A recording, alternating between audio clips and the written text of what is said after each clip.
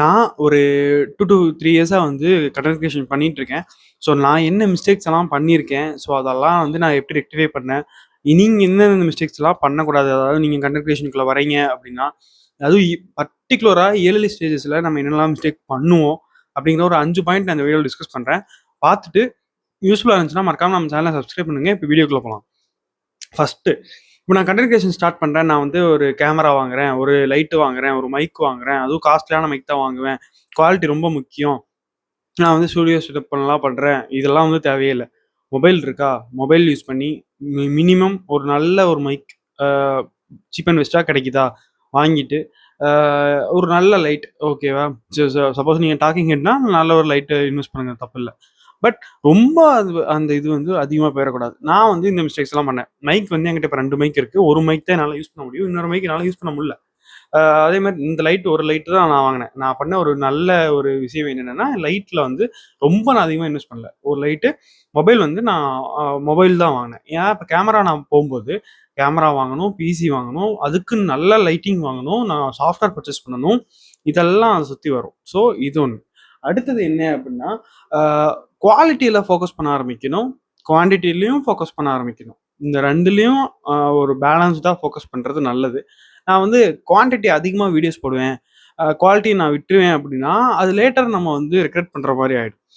But நான் வந்து குவாலிட்டியாக போடுறேன், பட் குவான்டிட்டியில் கம்மியாக இருக்குன்னா அது உங்களுக்கு ரீச் கம்மியாக இருக்கும். ஸோ இந்த 2டையும் பர்ஃபெக்டாக பேலன்ஸ் பண்ண ட்ரை பண்ணணும்.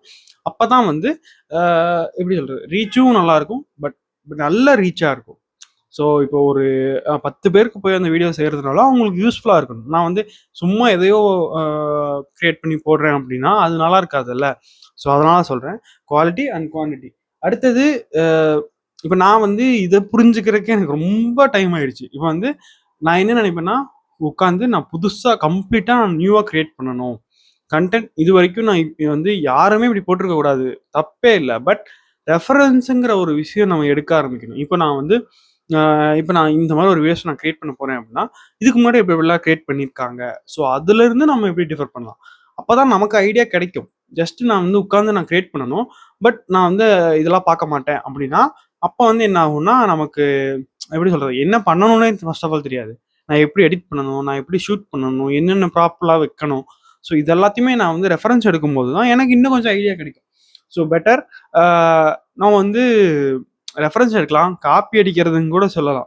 ஸோ தப்பு இல்லை, ஓகேவா. ஸோ அடுத்தது என்ன அப்படின்னா, ப்ராப்பராக ஒரு பிளான் பண்ணிக்கோங்க.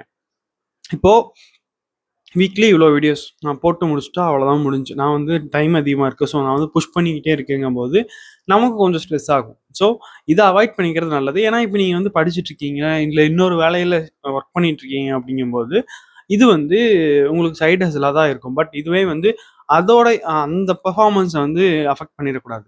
ஸோ பெட்டர் பிளான் பண்ணிக்கங்க, அதுக்கு தகுந்த மாதிரி. அதே மாதிரி இது வந்து நீங்கள் சீரியஸாக பண்ண போகிறீங்களா, இல்லை ஹாபியாக பண்ண போகிறீங்களா அப்படிங்கிறத கிளாரிட்டியாக இருந்துங்க.